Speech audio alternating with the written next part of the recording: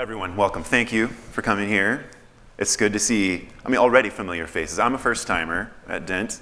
I know there's a bunch in the audience. I know there are veterans as well. So thank you. I wanted to start just by saying I'm just excited to be in Santa Fe because it is an icon for me of what, now this is going to be a little out of left field, but political and social reinvention means, for an important reason. And that has to do with probably one of the most influential political and social treaties, commentaries that I think influenced my intellectual life as a young person, and that is definitely the musical Newsies. Santa Fe, I'll be there. Jack Kelly and his vision of reinvention from being a poor newsie in New York City with a dream of going to Santa Fe captured me as a young kid. And I've wanted to come to Santa Fe ever since. So I'm here, and I've realized Jack Kelly's dream. But that's not why, well, maybe why. Because what's happening there is Jack is dreaming of living a life that is worthy of his humanity. He doesn't realize he can find it in New York City with his community of newsies, but he needs that vision of something bigger, something where there's space. I want space, not just air. And that's what we're going to talk a little bit about today. I'm here with my colleague, Matt Croasmun. We work for the Yale Center for Faith and Culture at Yale University. Our purpose is to help people envision and pursue lives worthy of our shared humanity. Envisioning, pursuing, brings together the theory and the practice. It brings together teaching, research, and public engagement. It's established at the Divinity School, but one of our key programs is called Life Worth Living. It's taught to Yale undergrad students. Matt's going to tell you all about it in just a moment. But it brings together these plural visions of flourishing life. In one course, students have to apply to get into. It's become over-enrolled. It's the most popular course in the humanities program at Yale. Matt, yeah, I want to pass it over to you. You were telling me a story recently about a student's story, and that's where we're going to begin. So I've received a note recently, and I will just say at the beginning, you come to a conference and you share all of your best news. This is one of those moments. This is not every day, but it did happen that just a couple of weeks ago, I got a note in the mail on Innocence Project stationery, and it says this: "Hi, Matt. Greetings from New York. In my final paper for Life Worth Living, I claimed that a life most worth living engaged in the pursuit of freedom, love, and truth.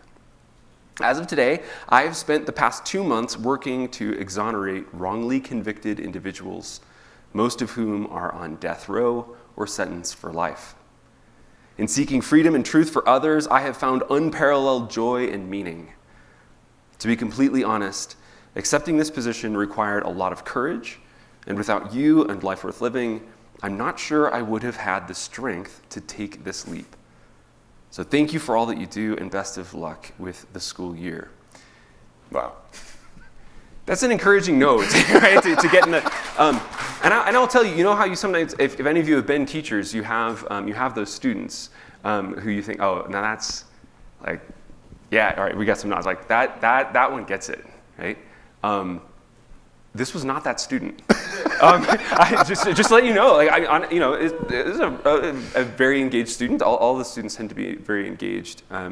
As Evan said, they apply to the course. These days we do it by lottery, because I couldn't bear the thought anymore that sort of your access to, quote, life worth living is something for which you have to write an application essay and could be, from which you could be rejected. Now that note, though, yeah, that is this deep expression of reinvention. Precious. And I would like to point out just how the college experience, think about your own college experience for a moment, or your own educational experience. I'd have to say today, the space of higher education, that's an outlier experience, Yeah. one of encountering that level of transcendence, one of that level of deep impact in a person's life. Why? Most of the time, we're taught to go to college just to get to the next level, just to become successful. We're telling ourselves an educational story that's very means end, just getting what you want.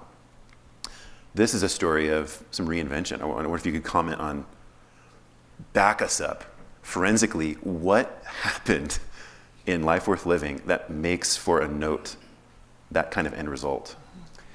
Well, I mean, first thing, just to say, like,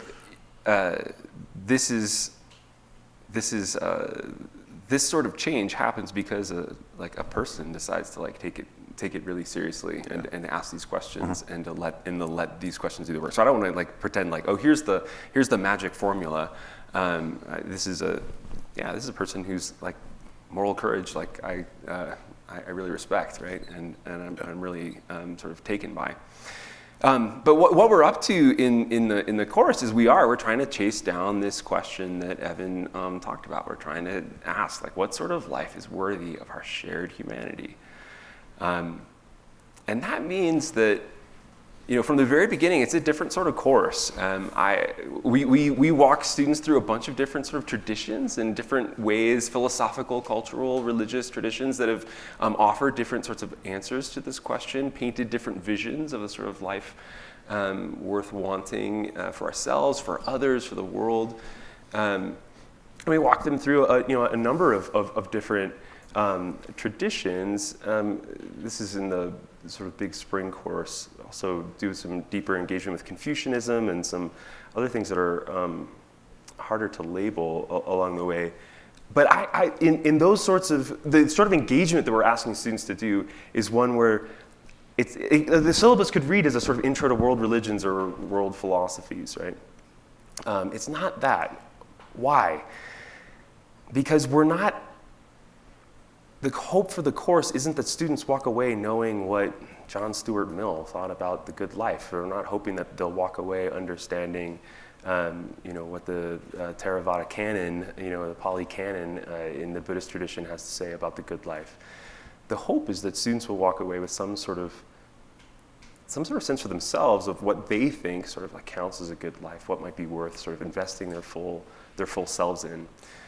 So I'll often say, for example, when we're in our Islam unit, I don't just want students to know that, at one point we read a passage from the Quran in which it suggested that perhaps before we entered this life, each one of us stood before Allah and it made a commitment to live by Allah's laws. I don't just want them to know that there are some Muslims in the world that believe such a thing. I want students to wrestle with the possibility that might be true, that it might be what we sometimes say is the most important decision you don't remember making, or the most important promise you don't remember making. That maybe that's actually just true about the world. And so the question we're always trying to ask along the way, and as I've taught more and more people how to teach this course, as the course has grown and we've drawn more and more colleagues onto the teaching team, the sort of like core life worth living question is, after you've taken gotten some sort of beginning sense of what sorts of claims a tradition is making in casting its vision, the question to ask is, if these claims were true, or if they in fact are true, how would your life have to be different? How would your life have to change? I got my PhD from a religious studies department. Sometimes that's like, in certain sorts of religious studies departments, that's a question that you don't ask because you're just doing anthropology, right? If we can just figure out what some of the claims are and what are the sort of ways of life that come from that, then we're done. But we want to make sure that we drive into where does it land for students themselves? And so they're reading texts, but they're also interacting with like guest practitioners, right? We bring people into the class. Actually, this is Leah Sarna, who was actually in our first iteration of the Life Worth Living course back in 2014. Yeah, she's a perfect representative here. She like pressed pause on her rabbinic education in order to come to Yale and be an undergraduate, and now has like gone on and she serves in modern Orthodox Jewish communities. And so when you bring Leia back, right, Yeah. and ask her to talk about what is it meant for her to build a life within this particular tradition or her particular even expression of rabbinic Judaism, it goes from being sort of ideas up there, right, to being something embodied in space and time. Something concrete. Yeah. And I think one of the most important factors, I think, that makes a difference to students is it's the course that isn't detached. It demands your presence. It demands that you see these ideas through your own lens. And that's where that one question, and I heard some audible responses, right? How would your life have to change if this idea were true? I think that demands that you resist the temptation to detach and instead encounter a lot of diversity, a lot of particularity.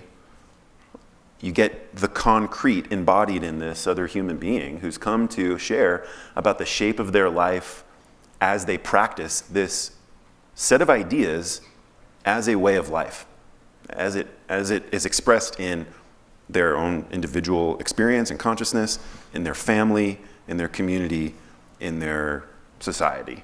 Yeah. And that's a really important factor, I think, that kind of stands out as the student experience of walking through the program.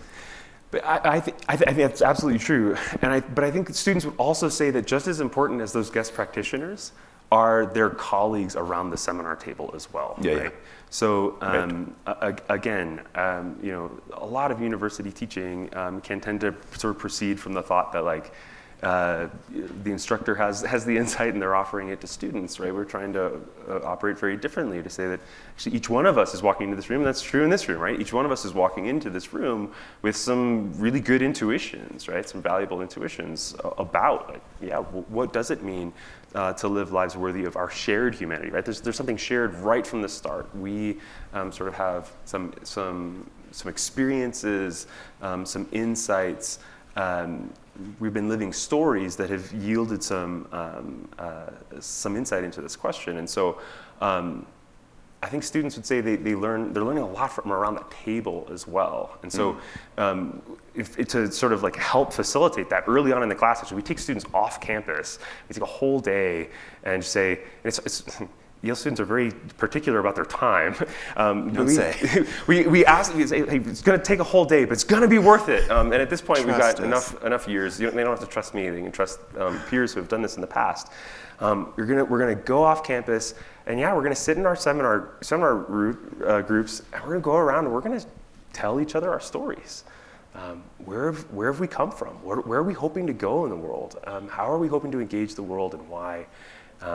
What sorts of key insights into what it is to live a worthy life have we gleaned from a couple of sort of key formative experiences? And we share that, right, in these groups. And it sets up that sort of that place where, so it's a number, it's these guest practitioners, but it's also my classmate, right, who grew up in a very different sort of cultural space than I did, or grew up in a different religious tradition than I did, or has just lived a different story than I have. Yep. And I'm getting insight also from learning to understand their story and seeing their responses to what we're reading and to the guest practitioners as much as I am from my own responses to these things. Yeah.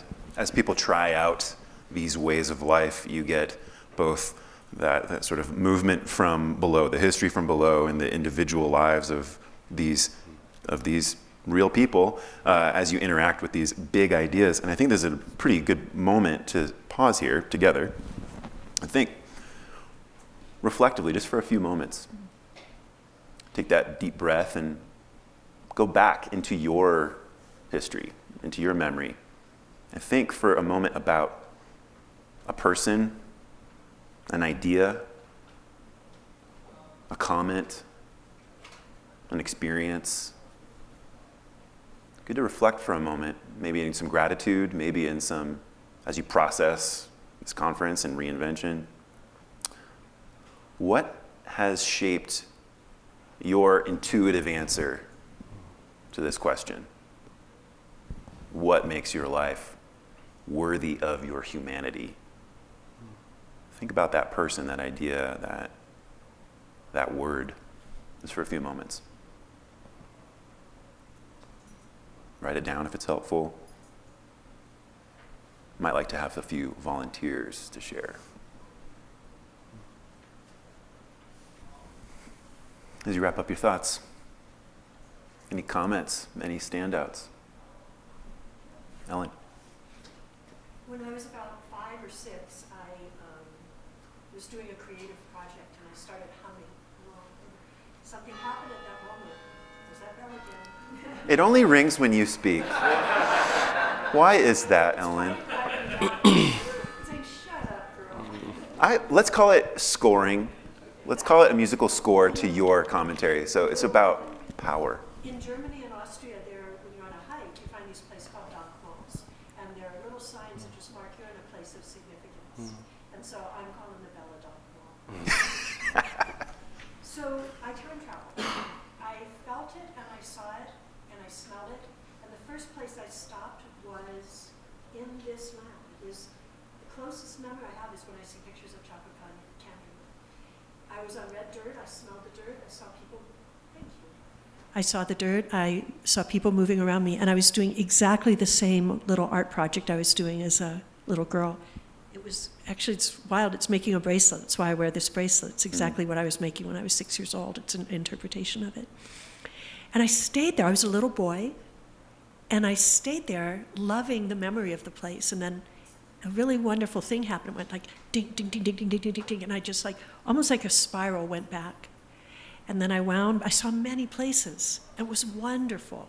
And then I came back out again just back to where I was, and I thought, if that has happened, it's going forward, and I'm just a little link in that chain. I'm just a little stop point in something larger. And at that moment, I knew my purpose of life was to all I was, and all that would ever make my life worth living, and all that makes me feel alive is that, and simply a small step in a much larger continuum.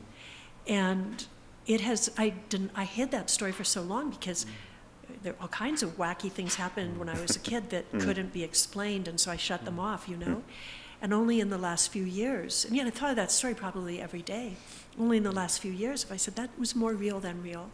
And I loved that gift, Yeah. And as I said to Matt this morning, about memory, the only reason we remember moments like that is because, we can only do that if we've had similar memories before or experiences before. So what makes life worthy of shared humanity is remembering I'm just a tiny little nub in a much larger tapestry, and yet that nub is part of what makes it richer, stronger. And every other nub is what makes me richer, stronger. And I'm part of something bigger, and that makes life worthy of living. Significantly small. So thank you. I love it. Significantly small. Yeah. Beautiful. Others, maybe Thank one or you. two more. Thank you for moving that mic.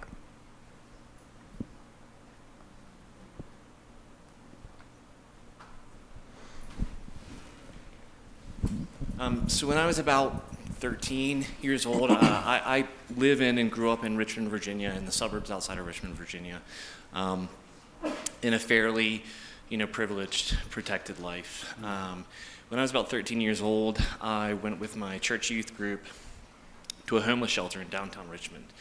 And my father was on that trip, kind of as a chaperone. And I remember going into this, I had been to the city a handful of times, but didn't go to the city frequently. And so the city was new for me. The people, where I grew up was not terribly diverse. The people were in some ways new to me. And particularly in this circumstance, in this homeless shelter, where there were individuals who not only looked very differently just based on, our skin color alone, but also on the fact that these were people who were in a very hard period of their lives, had experienced very difficult things, were in some cases not particularly healthy, in some cases not even really well. Being 13 and being put into this environment, there were points where I was frightened in that moment. It was so different. Some of these people were so different from me, and in some cases, just that difference frightened me. But not my dad. My dad treated these individuals just as though they were people he had grown up with his entire life. He showed them Wow. the humanity that they deserved in spite of not knowing them, in spite of their circumstances. He set all that aside, and I just saw him loving these people he had never met before, and seeing my dad exhibit the valuing of another individual solely because they're human was incredibly impactful on me and helped me to even understand what shared humanity is. It's that love and fear thing. Thank you. Could we do one more? Yeah. Yes, please. I know personally we'd love to hear more, countless more afterward, please. I think what comes to mind when you were talking about like a person and an experience that really drives like a shared humanity. I had a drama teacher in high school, and I'm reminded a lot of her being here. She was a turquoise jewelry wearing kind of woman. And we love it. And I had experienced a lot of trauma in my youth and was a bad kid, for lack of a better word. And she saw something in me when, at that time in my life, nobody else would or could. And she taught me about Shakespeare, and she was just the kind of teacher that would throw the syllabus out the window and teach what she thought was going to impact the kids. And she's incredible. She's still I still talk to her regularly, but she changed my life. And because she saw something in me and she never gave up on me. And she took me to London with her when I was 18 to continue Shakespeare studies with her, and it gave me a sense of purpose. And I'll never forget Joan and just the impact that one person can have on one person. She changed my life for the better, and I was on a completely different trajectory because of her. I don't have kids of my own, but I have 2 nephews and a niece who I adore. And I just want to be a guide for them, so that they can have the kind of experiences that I had because somebody made an impact in my life. So I think what sort of life is worthy of our shared humanity? I think it's being able to help each other and do what I want to pay what Joan did for me forward with minimally my nieces and nephew, my nephew's and niece, but others as well. So I think it's like I agree, just one tiny little nub in the significant tapestry. But but I think if we're not taking care of the other little nubs, the tapestry just doesn't become as rich. Yeah. So, yeah. Beautiful. Yeah. Thank you. We do have one more hand. Maybe a brief one. Yes, Narda back there. And then we'll move on. Thank you. I am fascinated by end of life, and so I've gone into some caregiving in the last 20 years, and I'm fascinated to talk with people at end of life. I mean, I live in Sun Valley, so there's all kinds of people. Everyone has the same end of life, and it's fascinating to me to hear people share about their regrets. They wish they had done more, been more friendly, helped more, or whether they are super content at the end of their life with having given and been kind and shared. And so what sort of life is worthy of our shared humanity?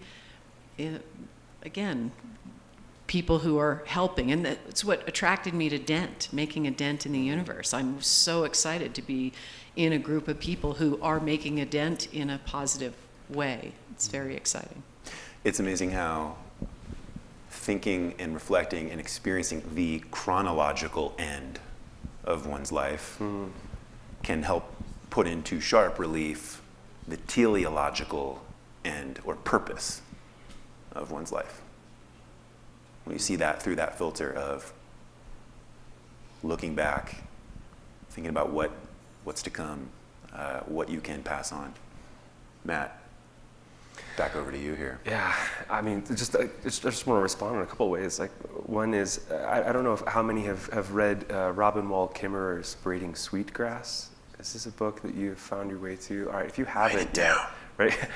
Really, go take a look. Her sort of the thesis of the book. Another way of talking about lives worthy of our shared humanity, and we use lots of different language sort of interchangeably. Yeah, we do. Good life, life worth living, flourishing life is one of the kinds of language that we use. She says all flourishing is mutual flourishing. All flourishing is mutual flourishing. She was a PhD botanist. She also comes from, she's a part of a indigenous nation, the Potawatomi Nation. So she's bringing indigenous wisdom and her she's bringing like both hats at once. Well, she's an integrated human and bringing all of these different things to bear. And anyway, the book is astonishing. It's a series of essays, really. Like each essay you just want to like treasure and sit with. But in many of those essays, you'll see this thesis sort of recur, this sort of theme recur. All flourishing is mutual flourishing, which when you first think about it maybe seems sort of, I don't know how that strikes you. But I will tell you that if you sit with that for a little while, you will start to realize that if you accept that, I'm inclined to, you're gonna have to change a whole lot of things in your life.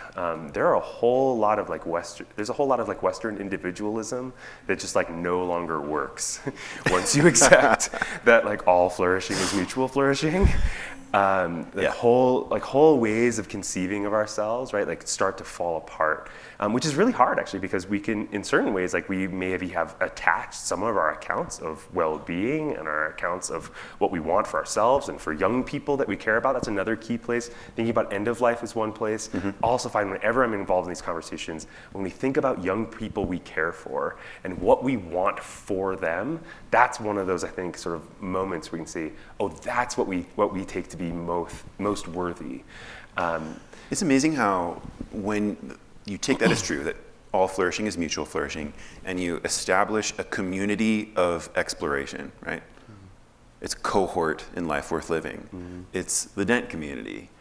It's families. It's friend groups. It's whatever. You're invited into a safe place to do some dismantling, some deconstruction, because if some of these ideas are true, I mean, the specific phenomenon that you're putting your finger on right now is an uncomfortable one. Yeah. It's an invitation to deconstruct and really examine carefully the implications of the stories and people and then the diversity that you find in other stories, other people, other ideas that are basically competing for your attention, but also offering you something, inviting you to something new. And so what I'm kind of picking up here is the role of that feeling of dismantling or deconstruction in seeking a life worth living, and maybe it involves some reinvention too, that if you're going to reinvent, first you got to deconstruct. You got to tear things down before you can rebuild. Yeah, disillusionment. Yeah. Right? It's a cynical time. Can be good, right, if you're getting rid of illusions. But it doesn't feel less disorienting. That's right. Because we can come to depend on illusions. The Dalai Lama is great on this, right? Like, right? You can become invested in illusions to the extent to which losing them feels like real pain, and it is, and in a certain way, it is real pain, right? But in the final counting, it's not. Right? It's gain. So, and you have a. Yeah, so if we accept the sort of thesis that all flourishing is mutual flourishing, then that means that like all sorts of things that I thought were flourishing, but weren't actually beneficial to everyone involved, I'm actually just mistaken about. I just want to push on this because I think even some of our sort of do-gooding instincts in this direction, we'd sort of think about, that's. One of the hard things is when we think about flourishing life, we gotta struggle with the fact that sometimes some flourish at the expense of others. If all flourishing is mutual flourishing, then no. Some may believe that they are flourishing at the expense of others, but they are deluded. I should not make that in the third person. I might think that I am flourishing at the expense of some others, but in that moment I am deluded. Because I am actually not flourishing to the extent to which what I have called flourishing depends on somebody else languishing, right? That's what I mean. So a sort of simple sort of insight, right, really starts to like pull some things apart and get us into this place where we have to sort of ask new questions and just to like fill this out, right? Because I always want to like see like where is the idea like pushing me further, right? Because I think for Kimmerer, it's not just that like we can form any old community. First of all, for her, the sort of extension of mutuality certainly extends beyond the human world. And if we understand like what it is to flourish as a human being, it has fundamentally to do with the flourishing of the natural environments we're in, which means that we have to understand ourselves as deeply embedded within this, not human beings and nature, right? We're part of these natural systems, but literally like we're symbiotes, right? Fundamentally, who and what we are is life in relation to other sorts of life. Yeah. And so I think what she's inviting us to ultimately, one way of sort of another way of like summing up like her picture and her invitation for us is to become indigenous to a place. How many of us have accepted the idea that wealth, privilege is opportunity to be global and to travel freely wherever we want, and poverty is to be sort of stuck in a place? Right? She's going to say like, no. And if you understood what and who you are as a human being, you would understand that actually to be deeply invested and very local in that sort of way, to become indigenous to a place, to come to. I've been reading recently a book by Lisa Brooks, who's a North American indigenous author. I don't want to get the name of the school that she's teaching at wrong, but she's written these amazing histories of pre-colonial, what we now know as New England.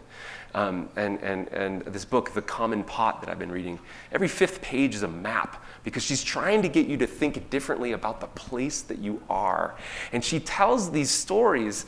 Sorry, like I'm a transplanted New Englander, but I've been in New England now for 20-some years, so you might not feel this, but think about the place that you're from, right? As I tell you, right. She describes this. She describes New England and the ports of New England. I've been living in New Haven now. And she describes the Atlantic salmon coming up, just teeming, right? The waterways teeming with these salmon as they come in from the New Haven Sound. Can you imagine in the New Haven Sound? Teeming with salmon? No. But like just teeming, right? Coming into these rivers, going up river, and the human communities, right? The communities, the people are following the salmon as the salmon move upstream, and then later in the season the river floods, and as the river floods, it puts out silt, and the silt creates this space, this rich farmland for farming, and so the communities settle there for that season, and they plant and they would farm that land, and some of that is all set up by the fact that the beavers are damming the dams and creating these floods. And so you would just have this like dance of the salmon and the beavers and the human communities and the river, and it's wholly unlike my life. And I found myself just brought to tears as I'm reading this account of this place. This summer, I had an opportunity to talk to a Canadian poet named Tim Lilburn. He's written a series of books that, as he describes it, were all brought on by a moment of crisis that began when he realized that he didn't know, as he said, I didn't know how to be here. I knew how to like be. I didn't know how to be here, like how to be in the place that I was. He's like, I had lived for decades in rural Saskatchewan, but I had lived in the shadow of a mountain whose name I had never known. I only knew the name given to it by a European explorer. I never knew its name, the name that it had been known by for thousands of years. And so this Anglo-Canadian poet has like spent the last 10 years of his life trying to learn the indigenous language of the place that he's, anyway. But it's turned his whole life upside down. He's written these books, again, more books to check out. But anyway, just that one intuition down, there, right? That's like turning a whole life upside down once you pause to like let it take a serious. Because I think we can sometimes, these moments of insight, yes, they're powerful and they're lovely, and we should remember them and we should celebrate them, but they come at costs. I'm a Christian theologian by training, so we think a lot about cost when it comes to the cost of insight. Sure. Right? And these insights, I think, the real ones, the ones that really might change our lives and make a change for the future of the communities that we're involved in, I think are the costly ones. Yeah, and when you kind of understand the value of a story like that and the radical particularity that it exemplifies, right? When you're thinking about the details. I think this is that example of getting into how my life would have to change if this other idea were true. Yeah. Another way of talking about that is empathy, is trying to take the perspective of the other. Think about the applications of this just for a brief moment. Think about as you encounter the others that you work with, or those difficult others in your family, and trying to understand about the ideas and people and experiences that have shaped them. How should my life change in light of the realities that they bring or in light of what they're offering me? Now, Matt, I want to offer you an opportunity to pivot here because our time isn't that long here. And I want to say there's two different directions we were thinking about going. Yeah. And one is to just read some Confucius. But the other Could be good. It could be good here. Want to interject here? No. But I think we should go the other route. But maybe we'll be able to read some Confucius. I hope we can done read some Confucius. well. However, I think so. What I want to tee you up for is really a methodology that we want to leave with you. And I'm going to pass out some paper here. So if I could get a couple of volunteers, awesome. That would be wonderful. I can turn this corner as you do that. Turn the corner. Thank you. So we've just had these moments, right? And we just talked about these moments where we had a sort of stroke of insight, maybe from a mentor in our lives, from just a moment in our stories. Yeah. But these moments we can conjure these moments in part. We should have kept one. Can I have one when they're done? Okay. We have these moments, in part, it's easy for us to remember these moments because they're so few and far between. I'm gonna take two. And because these moments of insight, it's easy for us to get caught up in other sorts of things. I was struck that when it comes to a question like this, what sort of life is worthy of our shared humanity? David Foster Wallace said, our problem isn't just that we don't know how to answer the question. He said, our problem is that we don't even seem to be able to focus for very long on the question. Right? So we can talk about how difficult this question is to answer, and we've gotten we sort of explored one little sort of path around mutuality and indigeneity. We could explore any number of other different paths, but those would be different ways of trying to answer these questions. What we've found is that actually there's a first art of learning how to even ask the question to begin with. Why?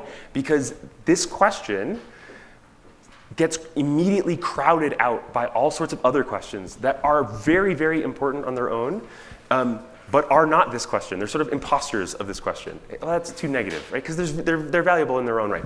And I want to give you this, if you could be on this side of your handout. I just want to walk you through, we found a few different ways of sort of thinking this through. Yep. This way of thinking it through that's helped us sort of even help students identify, wait, what question are we even trying to answer this semester? Yes. And some disambiguation here. So basically, the theory is basically this. We're going to use a diving metaphor. All right? And so we can sort of think that up on top of the water, this is where we live our lives, most of us, all the time. We live in autopilot. And it's good, actually, as I'm a philosopher, theologian. Evan's a philosopher, I'm a theologian. We love reflection, we love analysis, all these sorts of things, but we gotta be honest, none of us could live our lives deliberately, intentionally in that sort of way all the time. It would get exhausting. It's appropriate, it's okay. We live our lives on autopilot, that's all well and good, right? In the best sort of way, that could be this sort of embodied praxis, right? We have some wisdom that's actually embedded in our practices, and it's good. We sort of live instinctively on autopilot in that best sort of way. But if you think about the sort of slogan that I have here on your chart, we do what we do because that's what we do, you can see some of the ambivalence here, right? It can also, this can be unhelpful, right? It can turn into sort of a mindlessness of a certain sort. But in any case, we're living life, we have our habits, we live in and through them. It is, as Jerry Seinfeld likes not to say, it is what it is. He hates that phrase. He's got some great bits about it. All right. But then, presumably most of us experience from time to time, right? Your business is just we're going about business as usual, and you get to that moment where like someone finally jumps in and says like, hold on, is what we're doing actually getting us where we're trying to go? Or we could even ask, oh, we got two at once. How can we get more of what we want, right? And this is what we think about sort of effectiveness thinking. Again, totally has its place, really, really important, really, really valuable. And especially, we've probably all experienced in organizations that we've been a part of, you sort of shift from like life going on as it normally does into really thinking about like, how can we tune our habits and sort of what we do without thinking? Yeah. How can we pause for a moment and think a bit? That can be really, really helpful, right? And this is self-help, this is productivity, this Design is thinking. design thinking, and, and there's value in all of it. Totally valuable. There's also ambivalence, right? The sort of downside would be when you're thinking about effectiveness, it's totally ends agnostic. And that's actually part of what's powerful about it, right? Like that's why technology is so amazing. Give me the means. You can use it for anything, right? But insert the screed, you've heard about technology, right? And the dangers of technology used for good, for ill. All right. Yeah. So that's the downside of effectiveness, right? We don't have to talk about that. You're familiar with that, right? I think. All right. Now, as much as I just was able to hand wave my way through like critiques of technology, that said, I think there's a lot in our culture these days that's inclined to try to persuade us even, that effectiveness questions are the most important questions, the most profound questions that we can ask. Every time I get invited to talk about this, the first proposal is that that the title of the session should begin with "How to." I think, man, I would love to be able to give I would love to be the sort of person who could benefit from a how-to seminar on living a good life, but I don't even know what it is or whether I want it yet. Those are the other layers we're going to get to further down, right? So effectiveness has its place, but I think we have some real temptations in our day to sort of think this is as far as we should go. When we do venture on, we tend to venture into what we call self-awareness. Again, I think this is a really, really important, has its place, right? Here we finally say, you can tell all those questions, is what we're doing getting us what we want, or how can we get more of what we want? Those questions themselves depend on the assumption that we have an answer of like what we want out of life, right? And at some point, right, we have to like pause and say, hold on, what do I actually want out of life? Can I read a little Confucius here? Here's the moment. There you go. All right, so Confucius has this moment. This is the longest of the Analects. I won't read it all to you, but I'll give you the Cliff Notes version. Set us up a little bit. Chapter 11, Analect 26. Confucius is sitting with four of his sort of key students. And he says to them, "Forget for one moment that I am your elder. You often say the world does not recognize our merits. But given the opportunity, what would you wish to do?" I had an experience like this actually when I was in high school. I was playing soccer and playing the saxophone. I was in a senior year of high school. I thought my college life was going to be about playing soccer, probably Division III. I wasn't all that good, but I was going to play soccer and I was going to play the saxophone. You're all right. Until in preseason, I got kicked in the jaw, broke my jaw. End of soccer. No senior year soccer. No senior year playing the saxophone. Doesn't work with a broken jaw. I go into the music a couple days after. The head of the music department, a guy who I was always been a little bit afraid of, calls me into his office. Usually not a good sign. But he sits me down and he asks me something like this question. He says, "Matt, I hear that you have some free time that you used not to have." And I'm like, "Tell me about it," right? Wired shut. And he says, "If you could do anything this semester with your time, what would you do?" And I was floored. And actually, he said, "Well, let me tell you what. I just found out.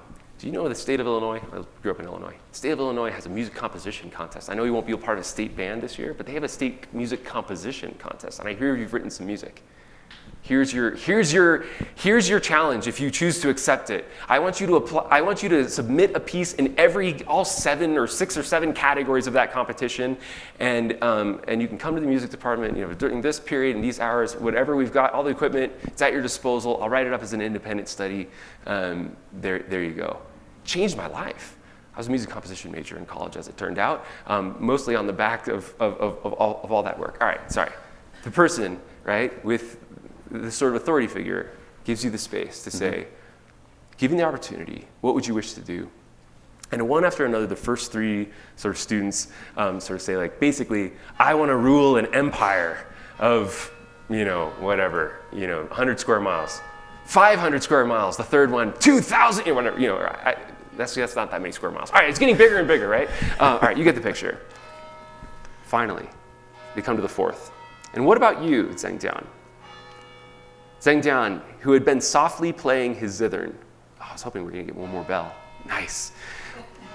He plucked one last chord and pushed his instrument aside. He replied, I'm afraid my wish is not up to those of my three companions. And the master said, there's no harm in that.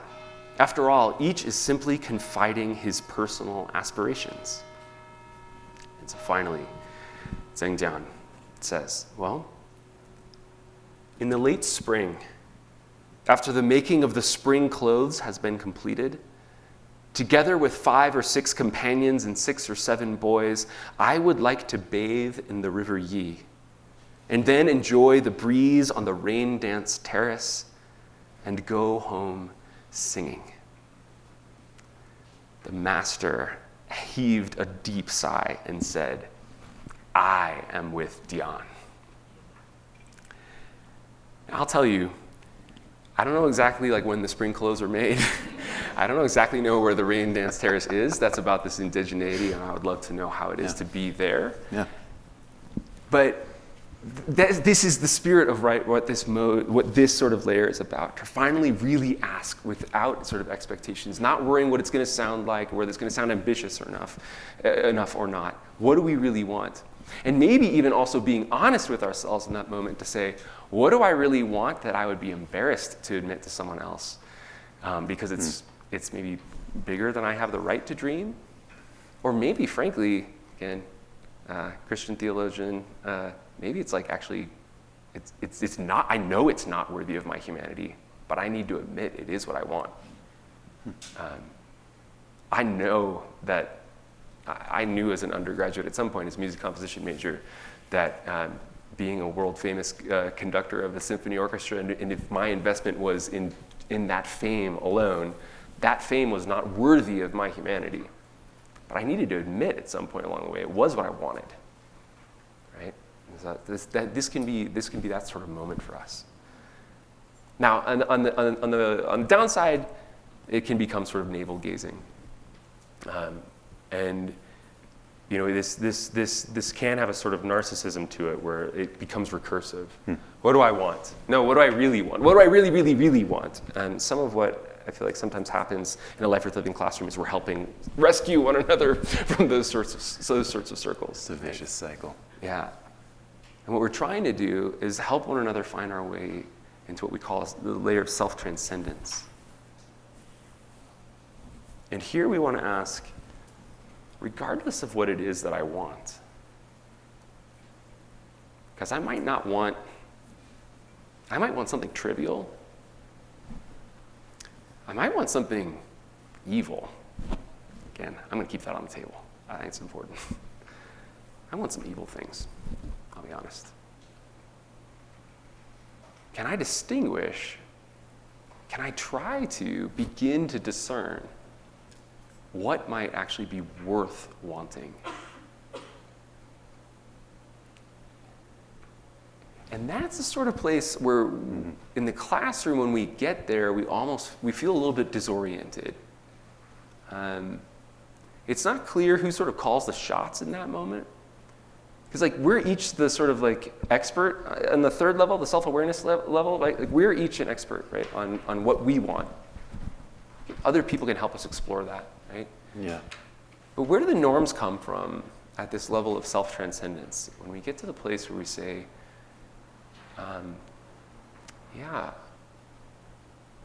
do I avoid being that person who discovers at the end of the day that I climbed to the top of the ladder before I realized that it was leaning against the wrong wall? How do avoid ending up with my life sort of like dashed on the rocks of highly effectively realized sort of self-awareness, highly effectively actualized self-understanding that has somehow fallen short of what is external, and precisely in being external, deeply internal to me. Right? I want to pause here and put to you, as we're quickly running out of time, when do we need to wrap up?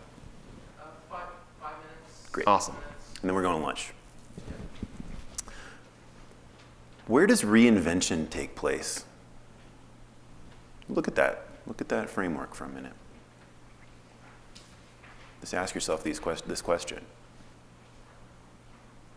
Where do you see the reinvention taking place, Patty?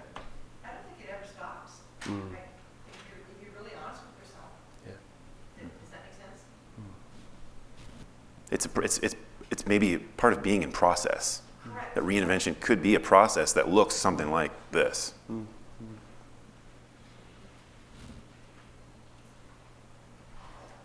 Yep, Ken. For me, it takes place where you realize that a fundamental assumption was not true, or wasn't fundamental at least, Yeah.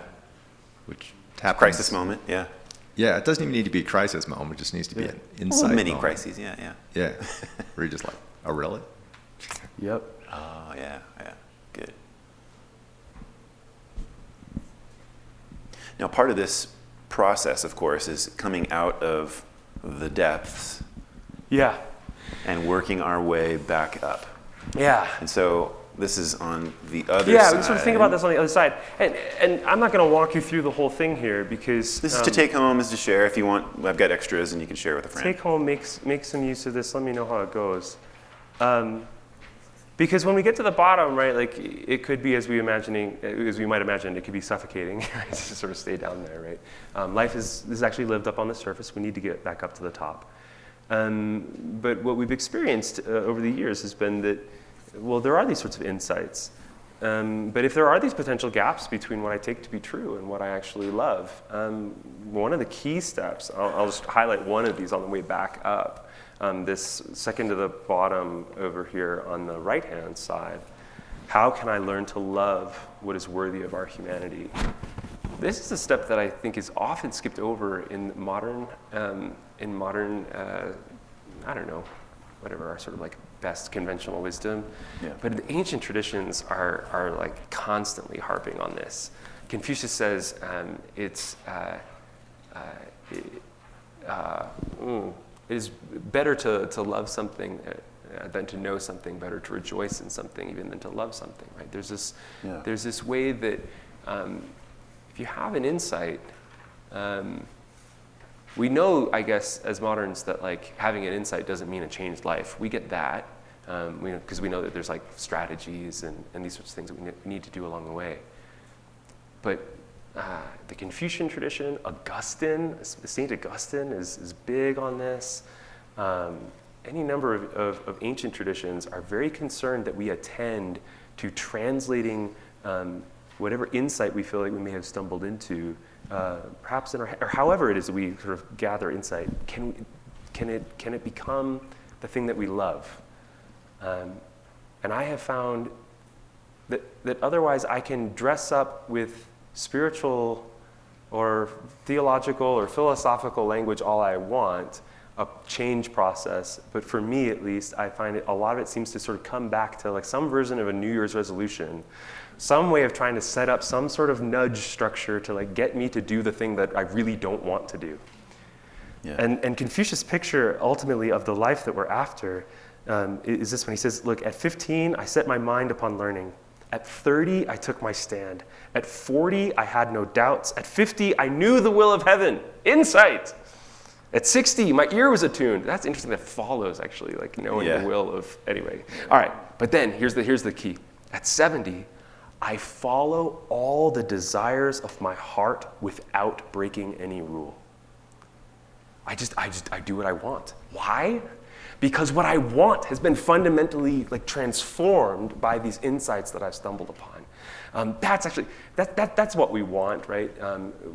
My wife doesn't want to know that I like assent to the idea that loving her would be a good thing, and I grit through my teeth to like do good things to serve her. From time to time, she'd probably be happy enough if I like did the dishes just gritting through my teeth, honestly, like no problem, right? But what does she want? What do we want from one another, right?